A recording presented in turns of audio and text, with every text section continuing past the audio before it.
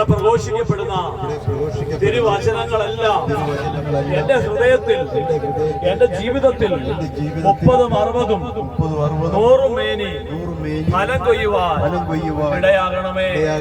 വചനമായ ദൈവമേ, എന്നെ ശുദ്ധീകരിക്കണമേ, എന്നെ ശുദ്ധീകരിക്കണമേ. സ്വരമുയർത്തിയൊന്ന് ഉറക്കെ ഒരു ഹല്ലേലൂയ പറഞ്ഞേ.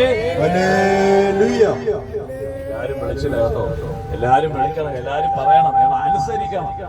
ഈശോ പറഞ്ഞൊരു കാര്യമുണ്ട്, യെശയ്യാ 1:18 എന്താ വചനം പഠിപ്പിക്കണേ? വരുവീൻ നമുക്ക് രമ്യതപ്പെടാം, നമുക്ക് രമ്യതപ്പെടാം. നിങ്ങളുടെ പാപങ്ങൾ കടും ചുവപ്പാണെങ്കിലും മഞ്ഞ് പോലെ വെണ്ണയുള്ളതായി തീരും. ശരിയാ. പക്ഷെ വീണ്ടും വചനം പറയുക, എന്താ പറയണേ? അനുസരിച്ചാൽ നിങ്ങൾ ഐശ്വര്യം ആസ്വദിക്കും. ഹല്ലേലൂയ. അനുസരിക്കുന്നവർക്ക് മാത്രമേ അനുഗ്രഹമുള്ളൂ. ഈ ആദ്യത്തെ പാപം ഏതാന്ന് ചോദിച്ചാൽ ഏതാ ആദ്യത്തെ പാപം? ആദ്യത്തെ പാപം ഏതാ? അനുസരണക്കേടാ. അനുസരണക്കേടുണ്ടാവുന്ന എങ്ങനെയാ? അഹങ്കാരത്തിൽ നിന്ന് അനുസരണക്കേടുണ്ടാവുന്നേ.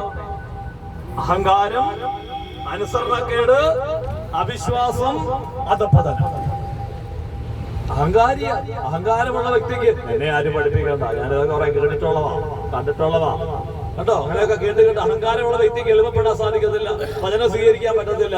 അവൻ പിശാചിന്റെ കൂടെ മാലാഖയായിരുന്ന ലൂസിഫർ അഹങ്കാരം കൊണ്ട് അവൻ താഴെ വീണ് പോയത്. അഹങ്കരിക്കുന്നവരെ ഒരിക്കലും രക്ഷപ്പെടാൻ സാധിക്കുകയില്ല. അവൻ ദൈവത്തോട് നേരിട്ട് ചെയ്യുന്ന ഒരു പാപമാണ് അഹങ്കാരം. അഹങ്കാരി ദൈവത്തിന് നേരെ എതിര് നിൽക്കുന്നവനാണ്. ദൈവത്തോട് യുദ്ധം ചെയ്യുന്നവന്റെ പേര് അഹങ്കാരി. ഹല്ലേലൂയ. ഞാനൊരു ഇങ്ങനൊന്നും അല്ല, ഞങ്ങൾ അങ്ങനെ ഹല്ലേലൂയ എന്ന് പറയുന്നവരല്ല. ഞങ്ങളൊരു സംഭവമാണ്. എന്റെ ബാങ്ക് അക്കൗണ്ട് നിറഞ്ഞു കവിഞ്ഞു കിടക്കുകയാണ്. എന്റെ മക്കളൊക്കെ അങ്ങ് എവിടെയാ? അമേരിക്ക, യൂറോപ്പ്, പല പല രാജ്യങ്ങളിലൊക്കെയാണ്. കാരണം നമ്മൾ എന്തിന്റെ പേരിലാണോ നമ്മൾ അഹങ്കരിച്ചത്, അതിന്റെ പേരിൽ തന്നെ നമ്മളെ അനുദപിക്കാൻ ദൈവം ഇടയാക്കും. ഹല്ലേലൂയ. ധൂർത്തപുത്രനുണ്ടായത് അഹങ്കാരമാണ് പ്രിയപ്പെട്ടവരെ. അത് അനുതാപമായി, പിന്നീട് അത് അവിശ്വാസമായി, പിന്നീട് എന്ത് പറ്റി? അധപ്പതനമായി. കണ്ടോ? അനുസരണക്കേട്. അപ്പൊ പറഞ്ഞു കാണും, അവനെ നീ പോവുകയാണോ? അപ്പന്റെ വാക്ക് തെറ്റിച്ചവൻ പോയി, അനുസരിച്ചില്ല. അതുകൊണ്ട് അനുസരിക്കണം. നമ്മുടെ ബുദ്ധിയാലോ ചിലപ്പോ ഒരുപക്ഷെ ഒരു ഹല്ലേലൂയ പറയുമ്പോഴായിരിക്കും നമുക്ക് ഡെലിവറൻസ് കിട്ടുന്ന ഒരു വിടുതൽ ഉണ്ടാവുന്നത്. ചിലപ്പോ ഒന്ന് സ്തുതിക്കാൻ പറയുമ്പോഴായിരിക്കും നമുക്ക് അഭിഷേകം കിട്ടുന്നത്. നമ്മൾ പഴയ നിയമത്തിൽ കാണുന്നുണ്ട്, നാമാൻ സർവ്വ സൈന്യാധിപനായ സിറിയ രാജാവിന്റെ സൈന്യാധിപനായ നാമാന് കുഷ്ഠരോഗം സുഖപ്പെടാനായിട്ട് കടന്നു വരികയാണ്. പക്ഷേ നാമാൻ വിചാരിക്കുന്ന എലീശ പ്രവാചകൻ എന്റെ അടുത്ത് ഇറങ്ങി വന്ന് കരം വീശി എന്നെ സുഖപ്പെടുത്തുമെന്ന് വിചാരിക്കുമ്പോൾ എലീശ ദൂതനെ അയച്ചു പറഞ്ഞു, ജോർദാനിൽ പോയി 7 പ്രാവശ്യം മുങ്ങിയിട്ട് വീട്ടിൽ പോകാന്ന് പറഞ്ഞു. പക്ഷേ നാമാൻ കുപിതനായി. ഞാൻ സിറിയ രാജാവിന്റെ സൈന്യാധിപനായ ഒരു സർവ്വ സൈന്യാധിപനായ എന്നോട് ജോർദാനിൽ പോയി മുങ്ങാനും, അവിടെ സിറിയയില് നല്ല ഹാർപ്പാറും അബാനയും പോലുള്ള നല്ല നദികളുള്ളപ്പോൾ ഈ കലക്ക വെള്ളത്തിൽ മുങ്ങേണ്ട കാര്യമുണ്ടോ? അപ്പോഴീ നാമാന്റെ ഒരു ഭൃത്യന് ദൈവഭയമുള്ളവനാണ്. ഭൃത്യൻ പറഞ്ഞു, എന്റെ പൊന്നു പിതാവേ, ഒരു വലിയ ഭാരിച്ച കാര്യമൊന്നും അല്ലല്ലോ ഈ എലീശ പ്രവാചകൻ പറഞ്ഞത്. 7 പ്രാവശ്യം മുങ്ങിയാ പോരായോ? അവസാനം സഹികെട്ട് എന്തായാലും കുഷ്ഠരോഗം മാറണ്ടായോ? കുഷ്ഠം മാറണോ? എന്ത് പറയുന്നു? കുഷ്ഠം മാറണോ? കുടുംബത്തിൽ കുഷ്ഠമുണ്ട്, മക്കളിൽ കുഷ്ഠമുണ്ട്, സാമ്പത്തിക മേഖലയിൽ കുഷ്ഠമുണ്ട്, അനുസരണക്കാരന്റെ കുഷ്ഠമുണ്ട്, പാവത്തിന്റെ കുഷ്ഠമുണ്ട്. അത് വലിയ നാശത്തിലേക്ക് നമ്മളെ കടന്നു പോകും. ഞാൻ നേഴ്സാന്ന് പറഞ്ഞല്ലോ, ഒരു കാര്യം ഇടയ്ക്കെന്ന് ഞാൻ പറഞ്ഞോട്ടെ. നേഴ്സാന്ന് പറഞ്ഞല്ലോ, ഞാൻ കാഷ്വാലിറ്റി ഡ്യൂട്ടി ചെയ്യുമ്പോൾ ഈ കാലെ വലിയ ചൊറിയായിട്ടും ഒക്കെ ആയിട്ട് പല പേഷ്യന്റും വരും. അപ്പോഴ് അന്ന് കാഷ്വാലിറ്റിയിലുള്ള ഡോക്ടർ അനിൽ അഗ്രവാൾ ഓർത്തോ എന്ന് പറഞ്ഞൊരു സാറാണ്. അനിൽ അഗ്രവാൾ. അപ്പൊ ഈ പേഷ്യന്റിന്റെ നിലവിളി കാണുമ്പോൾ ഞാൻ ഹൈഡ്രജൻ പെറോക്സൈഡൊക്കെ കുറച്ചൊഴിച്ച് നോവിക്കാതെ ഞാനൊന്ന് ക്ലീൻ ചെയ്ത് വിടത്തില്ല. അപ്പൊ സാറ് വന്നിട്ട് ഇവര് പറയുന്നു, പാട്ടുമാൻ നീ എന്തായി കാണിക്കുന്നേ?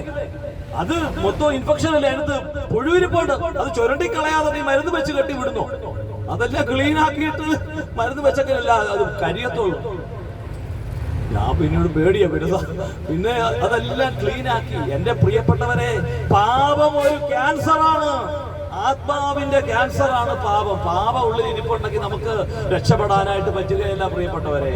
അതുകൊണ്ട് ഈ യാത്രയില് പ്രധാനമായിട്ടും ഈശോ ആഗ്രഹിക്കുന്നത് നമ്മൾ മാനസാന്തരപ്പെടണം, നമ്മൾ അനുദപിക്കണം എന്നുള്ളതാണ്. Hallelujah, hallelujah, hallelujah.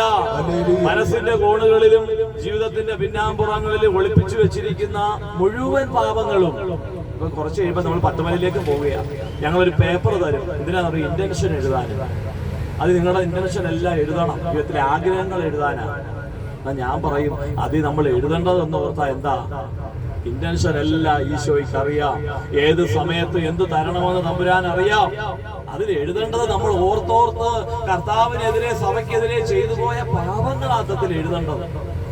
ആദ്യം ചെയ്യേണ്ടത് പാപങ്ങളെല്ലാം എഴുതി ഓർത്ത് ഒന്ന് കുമ്പസാരിക്കണം. ഇതാ ആദ്യത്തെ എന്റെ നിയോഗം ഇതായിരിക്കണം. കരങ്ങളിലൊരു ഹല്ലേലൂയ പറഞ്ഞേ. എന്റെ വഴി ഞാൻ ശരിയാക്കിയാൽ ബാക്കിയെല്ലാം ഈശോയും മാതാവും കൂടെ ചെയ്തുകൊള്ളും. എന്റെ വഴി ഞാനൊന്ന് ശരിയാക്കി നമ്മുടെ സ്വാതന്ത്ര്യത്തെ കവിഞ്ഞ് ഈശോയ്ക്ക് ഒന്നും ചെയ്യാൻ പറ്റത്തില്ല. ഉദാഹരണം കേൾക്കണം. ഉദാഹരണം, ഒരു മനുഷ്യന് 100 ആടുണ്ടായിരുന്നു. 100 ആട് ഒന്ന് കാണാതെ പോയി. എവിടെയെങ്കിലും ഇച്ചിരി പച്ചപ്പുല്ല് തേടി കുറ്റിക്കാട്ടിലൊക്കെ പോയതായിരിക്കും. പക്ഷെ ഇടയൻ ഓടിച്ചെന്ന് അതിനെ പിടിച്ചുകൊണ്ട് വന്ന് തന്റെ കൂട്ടത്തിൽ ചേർക്കുക. ഒരു സ്ത്രീക്ക് 10 നാണയം ഉണ്ടായിരുന്നു. അതിൽ 1 കാണാതെ പോയി. എന്നാലും ആ സ്ത്രീ രാത്രിയായിരിക്കും കാണാതെ പോയത്. അതുകൊണ്ടാ വെട്ടം തെളിച്ചെന്ന് പറയുന്നത്. വെട്ടം തെളിച്ച് ആ മുറിയാകെ അടിച്ച് വൃത്തിയാക്കി അവൾ ആ നാണയം കണ്ടെത്തി സന്തോഷിക്കുക. അയൽക്കാരെയൊക്കെ വിളിച്ചു പറയുക, കിട്ടിപ്പോയി, എന്റെ നഷ്ടപ്പെട്ട നാണയം കിട്ടിപ്പോയി. ഒരുപക്ഷെ ഞാൻ പറയാ, ഈ നഷ്ടപ്പെട്ട നാണയം ഒരുപക്ഷെ വിശുദ്ധിയായിരിക്കും. ഈ നഷ്ടപ്പെട്ടു പോയ നാണയം ഒരുപക്ഷെ വിശ്വാസമായിരിക്കും, ഒരുപക്ഷെ പ്രത്യാശയും സ്നേഹവും ആയിരിക്കും. ഇനി അടുത്ത ഉമയ, ഒരു മനുഷ്യന് 2 പുത്രന്മാരുണ്ടായിരുന്നു. ഒരുവൻ കാണാതെ പോയെന്ന് പറയുന്നില്ല, ഒരുത്തൻ ഇറങ്ങിപ്പോയി. അപ്പാ മതി, അപ്പന്റെ കൂടെയുള്ള ജീവിതം മതി, എന്റെ ഏറ്റവും കാർഡ് തന്നേര്, എന്റെ എന്തൊക്കെയാ വേണം, എന്റെ ഓഹരിയൊക്കെ തന്നേര്. ഇനി അപ്പന് സ്വാതന്ത്ര്യം. അവൻ പോയി. അപ്പൻ തിരിച്ചു ചെല്ലുന്നില്ല അവനെ വിളിക്കാൻ. പോകുന്നുണ്ടോ പ്രിയപ്പെട്ടവരെ? അവൻ വരുന്നേരം വരെ ഒരുപക്ഷെ കാലത്തും വൈകിട്ട് നോക്കുന്നുണ്ടായിരിക്കും. എന്റെ അപ്പന്, എന്റെ കുഞ്ഞ് വരുന്നുണ്ടോ? പോയിട്ട് 6 മാസമായി, 6 വർഷമായി, എത്ര നാളുകളായി എന്റെ മോനെന്റെ പടിവിട്ടിറങ്ങി പോയിട്ട് ഈ അപ്പന്റെ ഉള്ള് പിടയുന്നുണ്ട്. ഈ ഒരു വേദന ധൂർത്തപുത്രനെ കുറിച്ച് മാത്രമല്ല പ്രിയപ്പെട്ടവരെ, നമ്മളെ ഓരോരുത്തരെ കുറിച്ചുകൊണ്ട്. എന്റെ കുഞ്ഞ് 6 മാസമായി പ്രാർത്ഥിച്ചിട്ട്, എന്റെ കുഞ്ഞ് 6 മാസമായി പള്ളിയിൽ പോയിട്ട്, എന്റെ കുഞ്ഞ് 6 വർഷമായി എന്നെ ഒന്ന് സ്നേഹിച്ചിട്ട്, അന്നും ഇന്നും എന്നെയും നിങ്ങളെയും കാത്ത് ആ വീടിന്റെ പടിവാതിൽക്ക് കാത്തിരിക്കുന്ന ഒരു അപ്പനുണ്ട്. അവസാനം പന്നിക്കൂട്ടി പോയി അതപ്പോതിച്ച് തിരിച്ചു വരുന്ന ആ പുത്രനുണ്ടല്ലോ, അവൻ ഒരു തീരുമാനം, ഒരു സുബോധമുണ്ടായി. ഞാൻ പറഞ്ഞു, അപ്പന്റെ അടുത്തേക്ക് ചെന്നിട്ട് ഞാൻ പറയും, അപ്പ സ്വർഗത്തിനും ഭൂമിക്കും എതിരായി ഞാൻ പാപം ചെയ്ത് ഞാൻ തെറ്റുപറ്റി. അപ്പോഴ് ഈ അപ്പൻ അവനെ ഇറങ്ങി ചെന്നിട്ട് അവനെ ചേർക്കുക, അവനെ മാറൂട ഒന്നും ചോദിക്കുന്നില്ല. എന്തിനാ മക്കളെ നീ പോയത്? ഒന്നും കുറ്റപ്പെടുത്തുന്നില്ല. അവന് നേരത്തെ ഉണ്ടായിരുന്നതിൽ ഇരട്ടി അനുഗ്രഹം. ഹല്ലേലൂയ, ഒരു ഹല്ലേലൂയ പറഞ്ഞേ. നിങ്ങൾക്ക് നഷ്ടപ്പെട്ടതിന്റെ ഇരട്ടി തരുന്ന ഒരു സ്വർഗീയ അപ്പനുണ്ട്. ഏത് മേഖലയിലാണോ നീ വേദനിക്കുന്നത്, ഏത് മേഖലയിലാണോ നീ ഭയപ്പെടുന്നത്, അതിന്റെ ഇരട്ടി അഭിഷേകം കർത്താവ് തരും. ഹല്ലേലൂയ. സിറിയക്കാരനായ നാമാന് ഒരു പ്രാവശ്യം ജോർദാനിൽ ഒന്ന് ഇറങ്ങി മുങ്ങി. കുഷ്ഠം മാറിയോ? ഇല്ല. ഒന്നുകൂടെ മുങ്ങി നോക്കി, ഒരു കുഷ്ഠരോഗം അതേപടി ഇരിക്കും. എത്ര പ്രാവശ്യം മുങ്ങണമെന്നാ പ്രവാചകൻ പറഞ്ഞേ? പ്രവാചകന്റെ വാക്ക് ദൈവത്തിന്റെ വാക്കാണ്, ദൈവത്തിന്റെ സ്വരമാണ് പ്രവാചകന്റെ വാക്ക്. 3ാമത് മുങ്ങി, മാറി ഇല്ല. 4 മുങ്ങി, 5 മുങ്ങി, ഇല്ല, ഒരു മാറ്റവും ഇല്ല. 6 മുങ്ങിയിട്ട് ഒന്ന് നോക്കിക്കാണും, ഒരു മാറ്റവും ഇല്ല. 7ാമത് മുങ്ങി പൊങ്ങി എഴുന്നേറ്റപ്പോൾ നാമാന്റെ കുഷ്ഠം മാറി, ശരീര ശിശുവിന്റേതുപോലെ ആയി. ഒന്ന് കരങ്ങളടിച്ച് ഈശോയെ ഒന്ന് മഹത്വപ്പെടുത്തിയേ. ഈശോയെ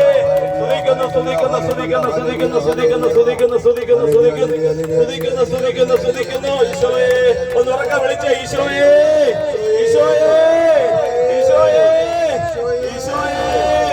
എന്റെ കുഷ്ഠം മാറ്റണേ, അസൂയയുടെ കുഷ്ഠം, സാന്തതയുടെ കുഷ്ഠം, വ്യഭിചാരത്തിന്റെ കുഷ്ഠം, കർത്താവേ അഹങ്കാരയുടെ കുഷ്ഠം, കർത്താവേ അവിശ്വാസത്തിന്റെ കുഷ്ഠം, വെറുപ്പിന്റെ കുഷ്ഠം, വൈരാഗ്യത്തിന്റെ കുഷ്ഠം, നിരാശയുടെ കുഷ്ഠം, ഈശോയെ ഉറക്കെ വിളിച്ചേ ഈശോ. കർത്താവിന്റെ വലിയ ഇടപെടല് അനേക മക്കളുടെ ജീവിതത്തിലേക്ക് കാണുക. എന്റെ ഈശോ എന്നെ വിളിച്ചുകൊണ്ട് വന്നു, എന്റെ കർത്താവ് എന്നെ വിളിച്ചുകൊണ്ട് വന്നെങ്കിൽ എന്നെ അനുഗ്രഹിക്കും, എന്നെ ശുദ്ധീകരിക്കും, എന്നെ രൂപാന്തരപ്പെടുത്തും. ആത്മാവേ റൂഹായേ, ആത്മാവേ റൂഹായേ.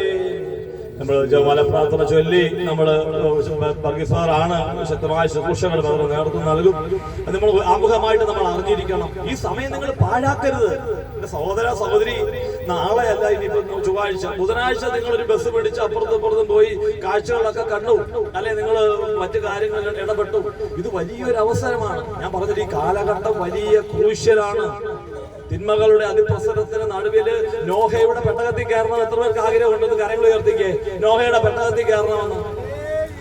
നോഹയുടെ പെട്ടകത്തിൽ കയറ്റുന്നവരെ തിരിച്ച് സെലക്ട് ചെയ്യുന്ന കാലമായത്. ബാക്കി എല്ലാം പോവും, നശിച്ചു പോകും, മരിച്ചു പോകും, എല്ലാവരും മരിച്ചു പോകും. പക്ഷെ ഈ യാത്രയുണ്ടല്ലോ, ബഹുമാനപ്പെട്ട വർഗീസ് ബ്രദർ കണ്ണീരോടെ പങ്കുവെക്കുന്ന ഒരു കാര്യമുണ്ട്. കല്ലറയ്ക്ക് മുകളിലേക്ക് കൊണ്ടുപോകുന്ന വല്ലതും നിങ്ങൾക്ക് തന്നുവിടണം.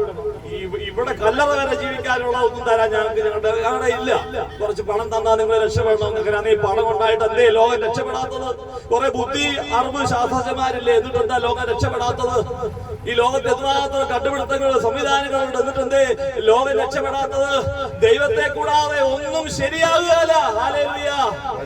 അവിശ്വാസവും അതിപ്രസരവും നിറഞ്ഞ ലോത്തിന്റെയും നോഹയുടെയും കാലം പോലെ ഈ കാലഘട്ടമാകുമ്പോൾ മടങ്ങി വരിക മക്കളെ, മടങ്ങി വരിക. കുറ്റമേറ്റു പറഞ്ഞ് അവിടുത്തെ സന്നിധിയിലേക്ക് മടങ്ങി വരണം.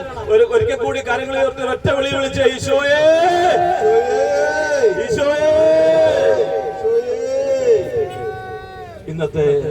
ഇന്നത്തെ പോർച്ചുഗൽ, ജർമ്മനി, പോർച്ചുഗൽ എന്ന രാജ്യങ്ങളിൽ വ്യാപിച്ചു കിടന്നിരുന്ന നാട്ടുരാജ്യമായിരുന്നു ലിയോണ് ഗലീഷ്യ. പോർച്ചുഗൽ, ജർമ്മനിയൊക്കെ കുഞ്ഞുങ്ങൾക്ക് അറിയാം, ഫുട്ബോളൊക്കെ കളിക്കുന്ന രാജ്യങ്ങൾ അല്ലേ പോർച്ചുഗൽ. ലിയോണ് ഗലീഷ്യ, അവിടുത്തെ നാട്ടുരാജാവിന്റെ പേരായിരുന്നു അലോഷ്യസ് രാജാവ് വലിയ ജപമാല ഭക്തനായിരുന്നു. നാട്ടുരാജാവ് ഭയങ്കര ജപമാല ഭക്തനായിരുന്നു. രാജാവായതുകൊണ്ട് ജപമാല ചൊല്ലിയിരുന്നില്ല. ഈ ജപമാല ഈ അരപ്പട്ടെ തൂങ്ങിയിടും. നമ്മുടെ സിസ്റ്റേഴ്സ് ഒക്കെ, സിസ്റ്ററിന്റെ കാര്യം പറഞ്ഞപ്പോഴാണ് ഞാൻ ഓർത്ത്, നമ്മുടെ കൂട്ടത്തിൽ ഒരു ബ്ലസ്സഡ് ഫാമിലി ഉണ്ട്. ഞാൻ പറയുന്നതല്ല, സ്നേഹ ബഹുമാനപ്പെട്ട ദാനിയേൽ പൂർണ്ണത്തിലച്ഛൻ പറയുന്നതാണ്. നമ്മുടെ രാജുബദർ നമ്മോടൊപ്പം ഉണ്ട്. രാജുബദറും മിനുവാൻറ്റി നമ്മോടൊപ്പം ഉണ്ട്. ഒരു ബ്ലസ്സഡ് ഫാമിലി എന്ന് പറയാ. അവർ പൂർണ്ണത്തിലച്ഛൻ പറയാൻ കാരണം അവർക്ക് 2 മക്കളാണുള്ളത്. 2 മക്കൾ, ഒരു മോനും ഒരു മോളും. 2 മോനെയും മോളെയും ഈശോയുടെ ശുശ്രൂഷയ്ക്കായിട്ട് ഹൃദയപൂർവ്വം സമർപ്പിച്ച മാതാപിതാക്കളാണ്. കരങ്ങൾ ഉയർത്തി ഒരു ഹല്ലേലൂയ പറഞ്ഞേ. മോള് ഇപ്പോഴും നൊറീഷ്യേറ്റ് കഴിഞ്ഞ് അവള് തിരുസഭയിലെ സന്യാസിനിയായി ശുശ്രൂഷ ചെയ്യുന്നു. മകന് ഈശോയോടൊപ്പം ഈശോയോടൊപ്പം സ്വർഗരാജ്യത്തിൽ ശുശ്രൂഷ ചെയ്യുന്നു. ബ്രദറിനെയും ടീച്ചറെയും വിട്ട് മോൻ പോയിട്ട് ഇപ്പൊ എത്ര വർഷമായി ബ്രദറെ? എന്തോ 6 വർഷങ്ങൾക്ക് മുമ്പ് ഈശോയുടെ ശുശ്രൂഷയ്ക്കായിട്ട് ഞാൻ കുഞ്ഞിന്റെ വീട്ടിൽ പോയിരുന്നു. അവന്റെ മുറിയൊക്കെ ഞാൻ നോക്കുമ്പോൾ വചനം എഴുതി ആ മുറി മുഴുവൻ എഴുതി വെച്ചിട്ടുണ്ട്. അവന് അൾത്താരബാലനായിരുന്നു, എല്ലാവർക്കും പ്രിയപ്പെട്ട കുഞ്ഞായിരുന്നു. അവൻ ഇവിടെ ശുശ്രൂഷ ചെയ്തു. അതിന് ഈശോയോടൊപ്പം ഇപ്പൊ സ്വർഗത്തിൽ അവൻ ശുശ്രൂഷിക്കുന്നു. അതുകൊണ്ട് പൂർണ്ണത്തിലച്ഛൻ ഈ മാതാപിതാക്കളെ നോക്കി വിളിച്ച ബ്ലസ്സഡ് തിരുവല്ല അതിരൂപതയിലെ ചെങ്ങന്നൂര് ഇടവക്കാരായി വരും. അവിടെ ബദറിനോടൊപ്പം ടീച്ചറോടൊപ്പം ഒരുപാട് വർഷങ്ങൾ ഞങ്ങൾക്ക് ശുശ്രൂഷ ചെയ്യാനുള്ള ഭാഗ്യം കർത്താവ് തന്നു. ഇപ്പൊ 2 പേരും മധ്യസ്ഥ പ്രാർത്ഥനകളും അതുപോലെ ബദർ വചന ശുശ്രൂഷയിലും ഒക്കെ ഭാഗമായി സഭയിൽ ഒരുപാട് അനുഗ്രഹത്തോടെ മുന്നേറുന്നു. ഒരിക്കൽ കൂടി അത് വിളിച്ച ഈശോയേ. കണ്ടോ, ഈ യാത്ര വളരെ അനുഗ്രഹിക്കപ്പെട്ട കുടുംബങ്ങൾ. അതേപോലെ ചങ്ങനാശ്ശേരിയിൽ നിന്ന് കടന്നു വന്ന ജോസി ബദർ എത്രാമത്തെ പ്രാവശ്യം ബദറെ? എന്തോ 25 ഈശോയെ 25 പറയുമ്പോ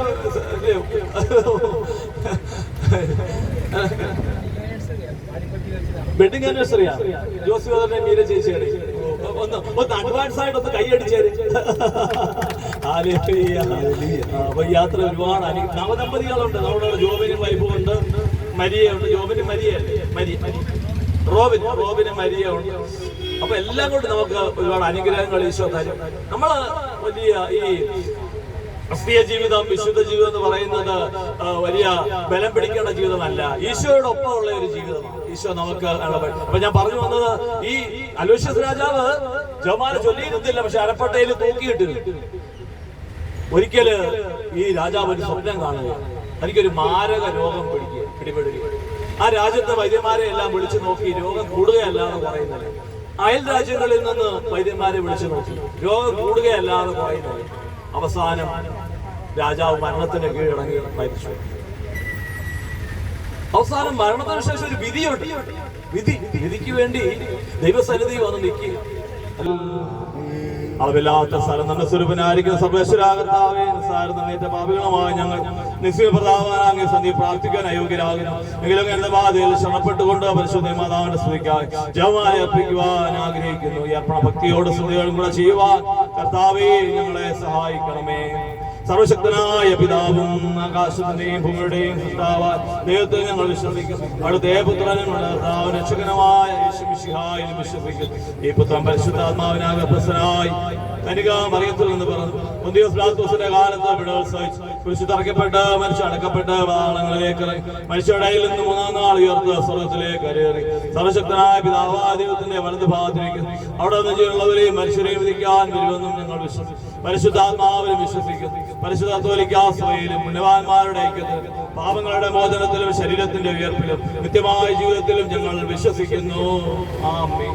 സ്വർഗസ്ഥനായ ഞങ്ങളുടെ പിതാവേ, നിന്റെ നാമം പരിശുദ്ധമാകണമേ, നിന്റെ രാജ്യം വരണമേ, നിന്റെ ഇഷ്ടം സ്വർഗത്തിലെ പോലെ ഭൂമിയിലുമാകണമേ. ഞങ്ങൾക്ക് ആവശ്യമുള്ള ആഹാരം ഞങ്ങൾക്ക് തരണമേ. ഞങ്ങളുടെ കടക്കാരോട് ഞങ്ങൾ ക്ഷമിച്ചതുപോലെ ഞങ്ങളുടെ കടങ്ങളും പാപങ്ങളും ഞങ്ങളോട് ക്ഷമിക്കണമേ. പരീക്ഷയിലേക്ക് ഞങ്ങളെ പ്രവേശിപ്പിക്കരുതേ, പിന്നെയോ ദുഷ്ടരിൽ ഞങ്ങളെ രക്ഷിച്ചുകൊള്ളണമേ. എന്തുകൊണ്ടെന്നാൽ രാജ്യവും ശക്തിയും മഹത്വവും എന്നേക്കും അവിടുത്തേക്കുള്ളതാകുന്നു. ആമേൻ. പിതാവായ ദൈവത്തിന്റെ മകളും പുത്രനായ ദൈവത്തിന്റെ മാതാവും പരിശുദ്ധാത്മാവായ ദൈവത്തിന്റെ ഇഷ്ടം മണവാട്ടിയുമായ പരിശുദ്ധ കന്യകാ മറിയമേ, ഞങ്ങളെ ദൈവവിശ്വാസം, ദൈവശരണം, ദൈവസ്നേഹം എന്നീ പുണ്യങ്ങൾ ഉണ്ടായി വർദ്ധിക്കുവാൻ, വളരുവാൻ, ഫലമണിയുവാൻ അങ്ങ് തിരുക്കുമാരനോട് അപേക്ഷിക്കണമേ. കൃപ നിറഞ്ഞ മറിയമേ സ്വസ്തി, കർത്താവ് അങ്ങയോടുകൂടെ സ്ത്രീകളിൽ അങ്ങ് അനുഗ്രഹിക്കപ്പെട്ടവളാകുന്നു. അടുത്ത ഫലമായി ഈശോ അനുഗ്രഹിക്കപ്പെട്ടവനാകുന്നു. സ്വരമുയർത്തി എല്ലാവരും ഞങ്ങളുടെ മരണസമയത്തും തമ്പുരാനോട് അപേക്ഷിച്ചുകൊള്ളണമേ. കൃപ നിറഞ്ഞ മറിയമേ സ്വസ്തി, കർത്താവ് അങ്ങയോടുകൂടെ സ്ത്രീകളിൽ അങ്ങ് അനുഗ്രഹിക്കപ്പെട്ടവളാകുന്നു. അതിന്റെ ഫലമായി ഈശോ അനുഗ്രഹിക്കപ്പെട്ടവനാകുന്നു. തമ്പുരാന്റെ പാപികളായ ഞങ്ങൾക്ക് വേണ്ടി എപ്പോഴും ഞങ്ങളുടെ മരണസമയത്തും തമ്പുരാനോട് അപേക്ഷിച്ചുകൊള്ളണമേ. കൃപ നിറഞ്ഞ മറിയമേ സ്വസ്തി, കർത്താവ് അങ്ങയോടുകൂടെ സ്ത്രീകളിൽ അങ്ങ് അനുഗ്രഹിക്കപ്പെട്ടവളാകുന്നു. അതിന്റെ ഫലമായി ഈശോ അനുഗ്രഹിക്കപ്പെട്ടവനാകുന്നു. തമ്പുരാന്റെ പാപികളായ ഞങ്ങൾക്ക് വേണ്ടി എപ്പോഴും എപ്പോഴും ഞങ്ങളുടെ മരണസമയത്തും തമ്പുരാനോട് അപേക്ഷിച്ചുകൊള്ളണമേ. പിതാവിനും പുത്രനും പരിശുദ്ധാത്മാവിനും സ്തുതി. അതിലെ പോലെ എപ്പോഴും നീക്കുവാമി. സന്തോഷത്തിന്റെ ദിവരഹസ്യങ്ങൾ നമുക്ക് ധ്യാനിച്ച് പ്രാർത്ഥിക്കാം. ചിലമേർത്തി എല്ലാവരും ചെല്ലണം, ആരും ഒറ്റപ്പെട്ടു പോകരുത്. ഉറക്കം വരാൻ സാധ്യതയുണ്ട്. പലപ്പോഴും ജപമാല ചെല്ലുമ്പോഴാണ് നമുക്ക് ഉറക്കം വരാറുള്ളത്, ശ്രദ്ധിക്കണം പ്രത്യേകം. ഇനി നമ്മൾ അടുത്ത പട്ടമലയിലേക്ക്